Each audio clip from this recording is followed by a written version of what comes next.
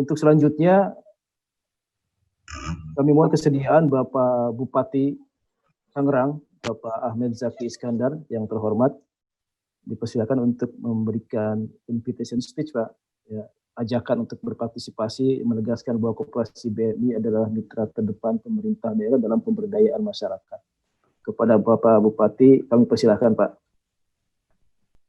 Cek. Ya, sudah, Pak. Baik, terima kasih, Mas Moderator. Saya aturkan Assalamualaikum warahmatullahi wabarakatuh.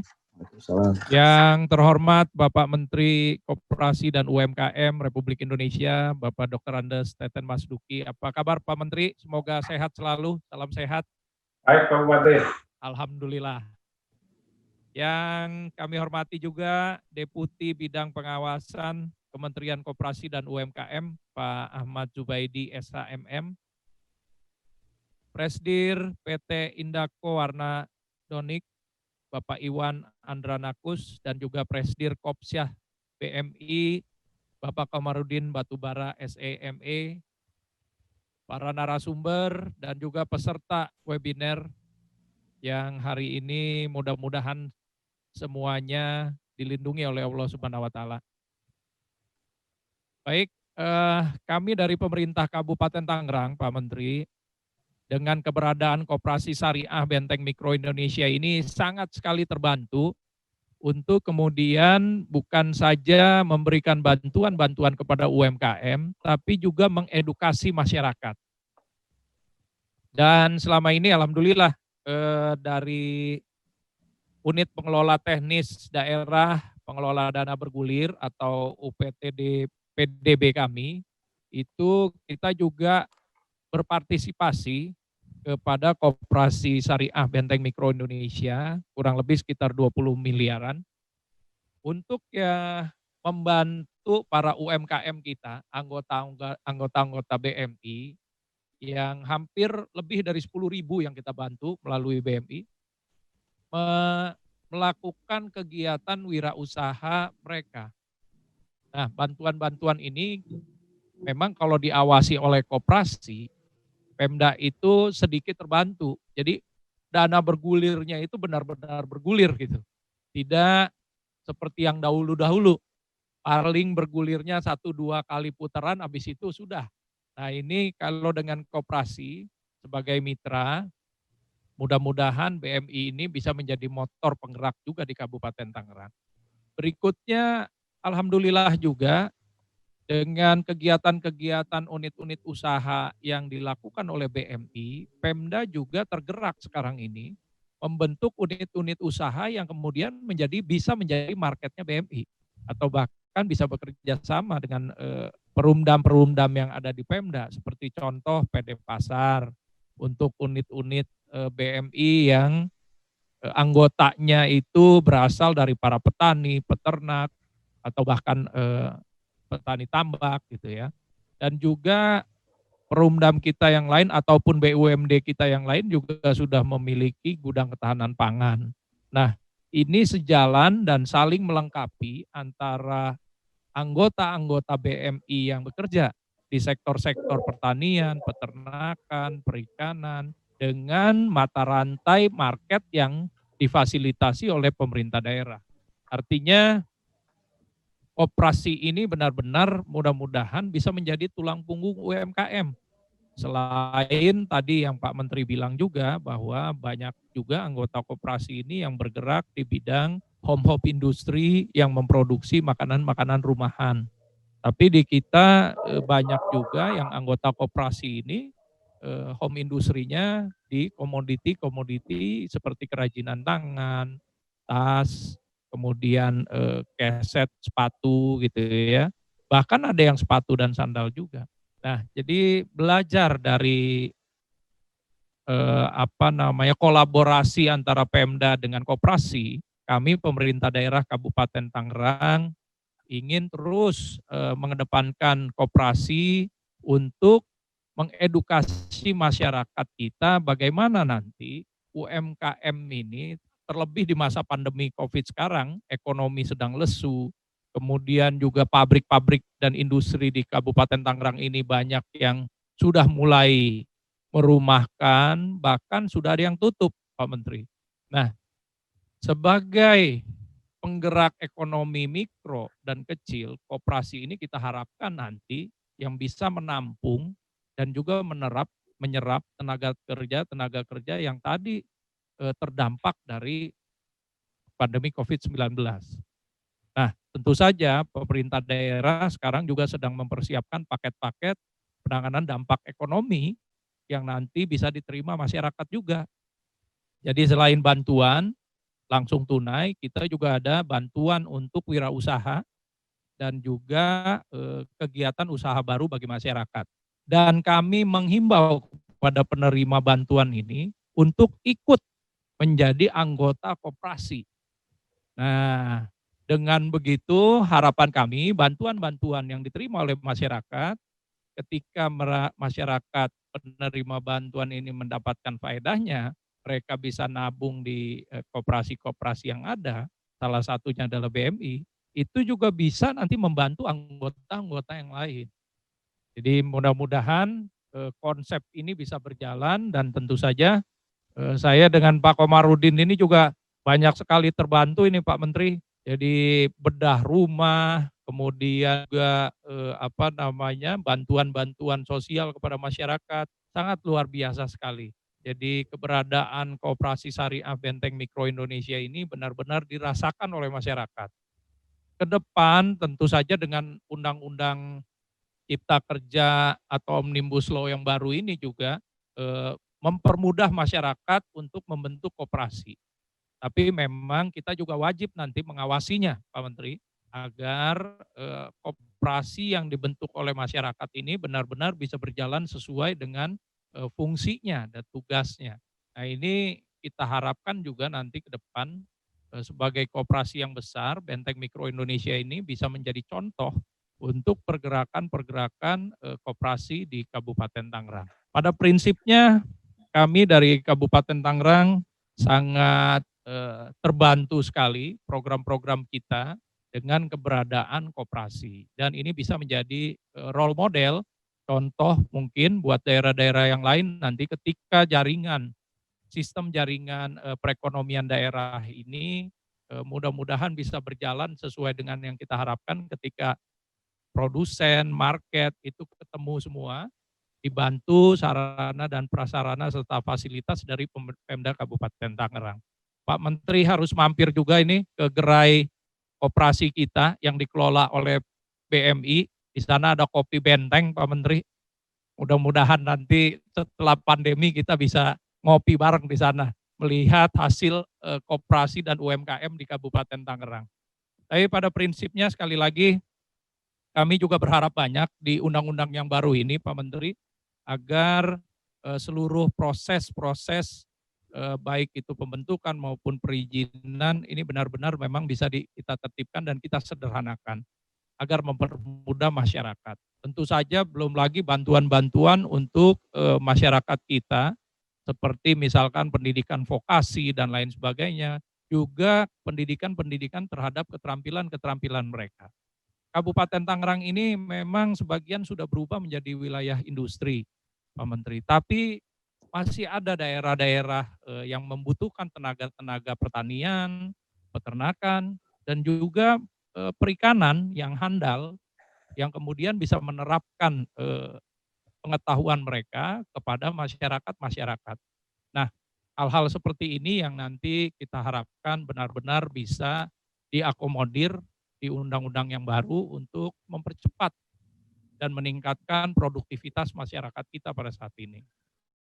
Banyak sekali yang memang ini buat anggota yang lain yang di undang-undang Omnibus Law ini banyak sekali yang harus kita sampaikan kepada masyarakat bahwa faedah-faedah yang diterima dari undang-undang baru ini akan banyak dan bisa meningkatkan derajat kesejahteraan bagi masyarakat.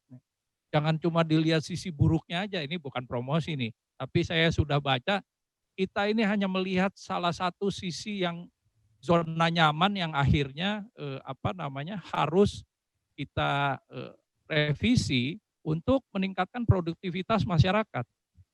Bayangkan di Kabupaten Tangerang ini UMK-nya sudah hampir 5 juta Pak Menteri.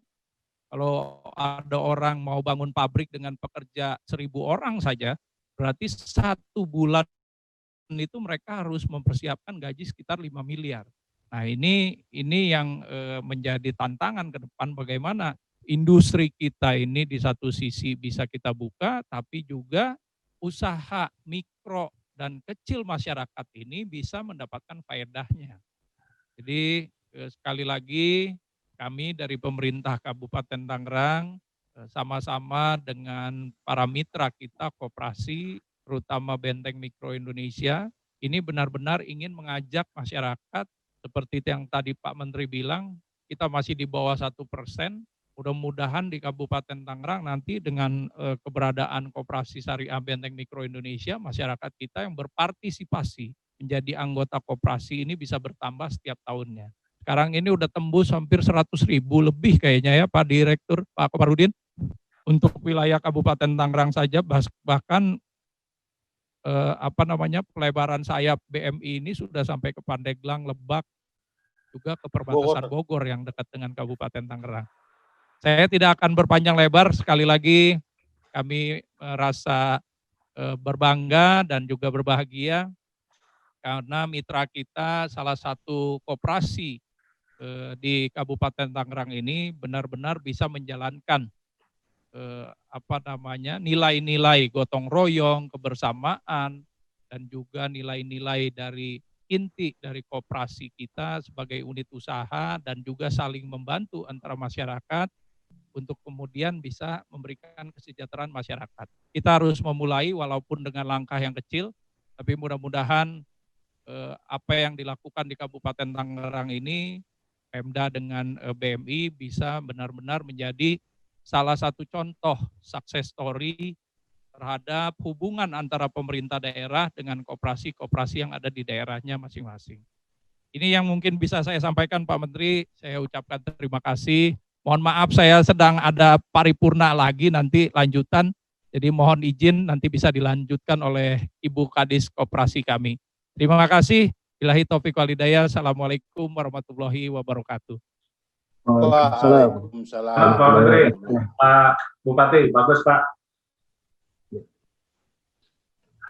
Terima kasih Pak Bupati, Bapak Ahmed Zaki Iskandar yang telah memberikan invitation speech tadi. Sudah jelas sekali bahwa BMI dan Pemda Kabupaten Tangerang ini harus menjadi success story antara hubungan antara Pemda dan koperasi.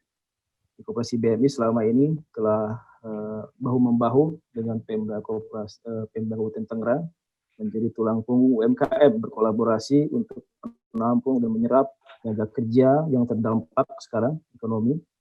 Jadi betul-betul program koperasi BMI dirasakan oleh masyarakat. Pemda Kabupaten Tangerang juga telah membantu kurang lebih 10.000 ya, pelaku UMKM ya, melalui koperasi BMI. Jadi betul-betul ada kolaborasi antara Pemda dan koperasi. Sekali lagi terima kasih kepada Pak Bupati. Selanjutnya mungkin tadi selamat datang kepada Pak Ibu Kadis ya, Ibu Kadis Koperasi yang mengganti Pak Bupati. Baik, selanjutnya kita beralih ke Pak Kamarudin Batubara, Presiden Direktur Koperasi BMI. Terima kasih. Assalamualaikum warahmatullahi wabarakatuh. Waalaikumsalam. Terima kasih. Salam sehat Pak Pemret Majalah Peluang. Pak Irsad, nyambung nggak? Ada orangnya sih, cuma nggak tahu orangnya di mana ini. Terima kasih juga kepada anggota prioritas ya, ada Pak Heri, ada Bu Anita, ada juga Pak Junaidi, banyak lagi, tidak saya sebutkan satu persatu. Mudah-mudahan semua kita dalam lindungan Allah Subhanahu wa Ta'ala. Baik, saya langsung memaparkan kondisi BMI saat ini, mungkin tidak panjang ya. Saya ingin menunjukkan gimana, panitia sudah kelihatan materinya? Sudah Pak. Kelihatan ya? Iya. Oke, baik Bapak Ibu sekalian, ini evaluasi kinerja kita di sampai September. Aset bisa kita lihat di sini, pertumbuhan asetnya. Saya langsung ke grafik supaya lebih cantik. Jadi meskipun pandemi, kalau kita lihat di sini aset kita itu naik. Cuman kemarin di bulan Februari ya, di bulan Maret itu sudah sempat 645 miliar, cuman karena pandemi terus terjun payung ini, tapi alhamdulillah sekarang sudah di 639 lagi. Tapi intinya aset kita masih jauh di atas tahun lalu.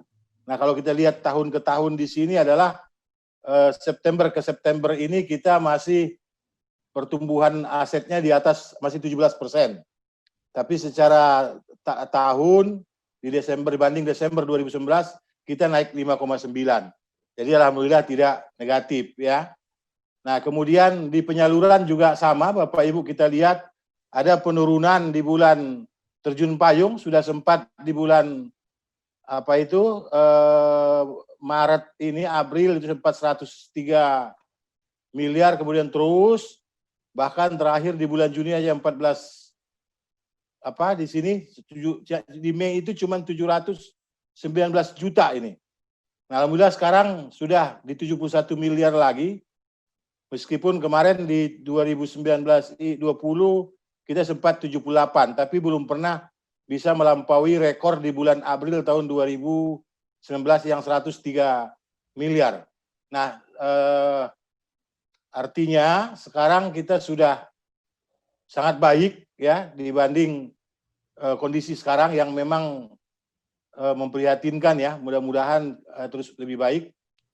Nah, ini piutang juga bisa kita lihat, kita piutang tumbuh dari bulan ke bulan, September 19 dengan September 20 itu 9,36%, tapi kalau dibanding Desember ke Desember ini dibanding Desember 2019 itu pertumbuhan kita 4,19%, jadi tetap positif, alhamdulillah.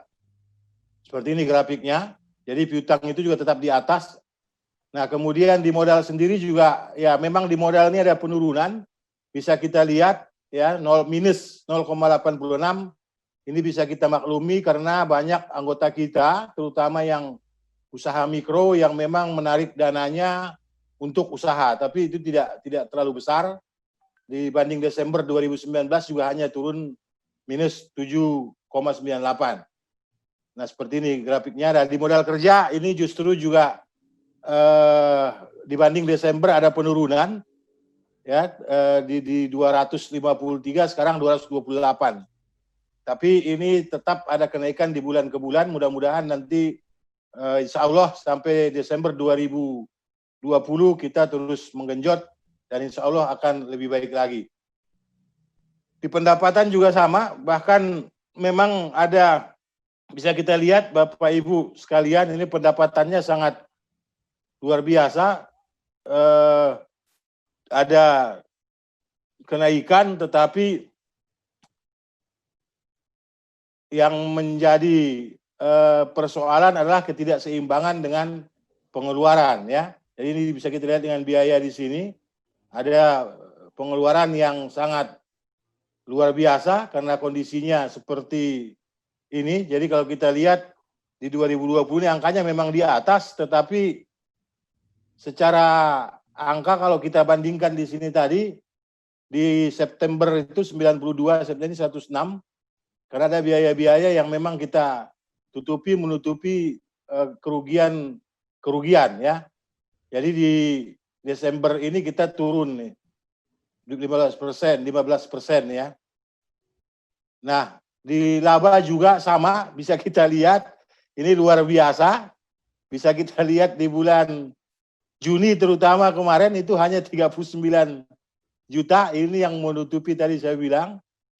Nah, secara keseluruhan kita dari laba dibanding laba Desember kita masih ada 1,9 lagi sekarang. Nah, seperti ini grafiknya, sangat jauh ya. Ini yang biru ini adalah 2019, ini bulan September itu harusnya sudah 9,8.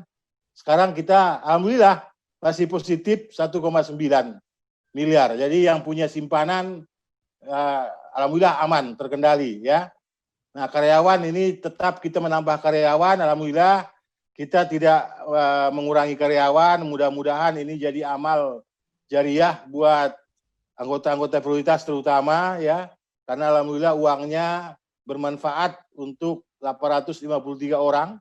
yang kerja di sini dan lebih dari 75% adalah anak anggota, dan tentu ini sangat membuat karyawan-karyawan kita ini bangga dengan kehadiran anggota-anggota prioritas yang mudah-mudahan terus memberikan kepercayaannya kepada BMI, menyimpan dananya di BMI untuk kita praktekkan Quran surat Al-Hasyr ayat 7 agar harta jangan hanya beredar di antara orang kaya saja. Nah, ini tadi grafiknya. Nah, di sini anggota juga kita mengalami kenaikan terus, ya. Year to year, bulan ke bulan, September 19, September 20 kita mengalami kenaikan 9,9%. Tapi kalau kita bandingkan misalnya Desember itu dengan Desember 2019, Desember 2020 ini kita tetap naik 6,63% anggotanya. Artinya meskipun masih banyak anggota kita yang belum sanggup bayar, kita tetap nambah anggota.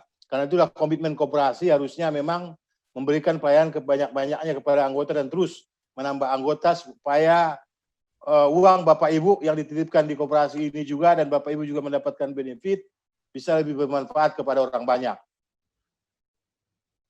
Saya pikir itu Bapak Ibu yang kita sampaikan. Jadi secara garis besar keuangan kita sudah mulai sangat baik. Ya, kalau soal laba yang menurun itu tidak masalah. Yang paling penting tidak mengurangi haknya siapapun. Ya, tidak satu anggota pun haknya yang dikurangi. Persoalan di sini kalau kita lihat nih, saya di PHU ini kita minus 80% tidak masalah. Ya, kalau dibandingkan tahun ke tahun itu tidak menjadi persoalan. Toh secara keseluruhan kita belasan tahun ini kita untung. Ini berapa bulan kita rugi atau labanya berkurang jauh tidak masalah. Inilah hakikat daripada koperasi gotong royong, saling bantu membantu. Yang paling penting kami selaku pengurus berkomitmen untuk tidak merugikan anggota, ya, terutama yang anggota penyimpan. Begitu juga anggota peminjam atau pembiayaan. Alhamdulillah kita memberikan kelonggaran-kelonggaran, bahkan masih banyak yang belum bisa bayar dan kita bolehkan. Bahkan juga ada yang dapat santunan. Ada 2 anggota sekarang sedang diproses oleh Jiswap untuk kita putihkan karena kondisinya memang jangankan untuk bayar angsuran, untuk makan pun sudah dari tetangga. Ya, bahkan ada juga satu yang sedang kita coba mungkin nanti bangun rumahnya juga. Kita kasih rumah gratis. Jadi inilah yang kita lakukan. Bapak Ibu barangkali yang belum tahu persis seperti apa perjuangan koperasi, kita betul-betul berjuang untuk pemerataan ekonomi yang berkeadilan. Ya, kita membantu yang membutuhkan sesuai dengan pesan Muhammad Atta dalam pidato beliau sebagai wakil presiden dalam Kongres Ekonomi tahun 1946 di Yogyakarta. Beliau menyampaikan bahwa ekonomi di masa depan, ekonomi sesudah perang, harusnya ekonomi tolong-menolong, bantu-membantu, atau sejahtera bersama, beliau sampaikan, atau kesejahteraan bersama. Saya rasa itu, sekali lagi terima kasih kepada semua anggota dan semua yang hadir di Zoom meeting ini. Mudah-mudahan ini bermanfaat buat kita semua. Kita semua dilindungi Allah SWT dalam keadaan sehat walafiat. Wabah ini sekali diangkat, usaha kita kembali normal bahkan lebih meningkat. Demikian, Assalamualaikum warahmatullahi wabarakatuh. Waalaikumsalam warahmatullahi wabarakatuh. Terima kasih Bapak Kamarudin Batubara, Presiden Koperasi BMI. Beliau telah memaparkan bagaimana likuiditas Koperasi BMI dalam keadaan stabil, ya. Aset masih tumbuh 17%. Modal memang ada sedikit penurunan 7,98% karena memang ada yang menarik dana dalam keadaan pandemi. Tapi secara keseluruhan kita masih stabil, masih tetap laba 1,9 miliar, ya. Jadi Bapak Ibu, hakikat koperasi tadi disebutkan untuk membantu dan tidak merugikan anggota. Jadi koperasi BMI masih tetap stabil, likuiditasnya aman, dan silakan Bapak Ibu anggota prioritas untuk terus meningkatkan partisipasinya di koperasi BMI. Sebentar Pak Adam, kita kasih kesempatan Pemret Peluang dulu. Beliau ini baru sembuh dari.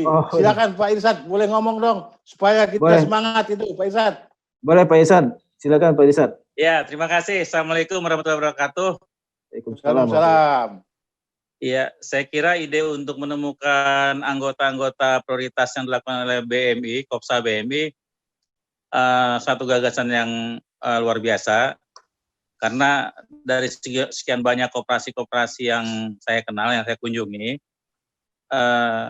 tidak banyak, bahkan baru ini yang saya lihat, di mana anggota bisa melihat kegiatan-kegiatan Kopsa BMI.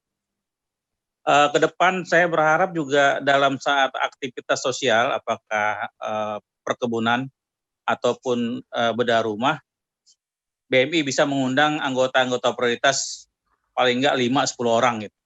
Karena dari situ kita akan melihat nanti bagaimana wakaf meningkat dan berkembang.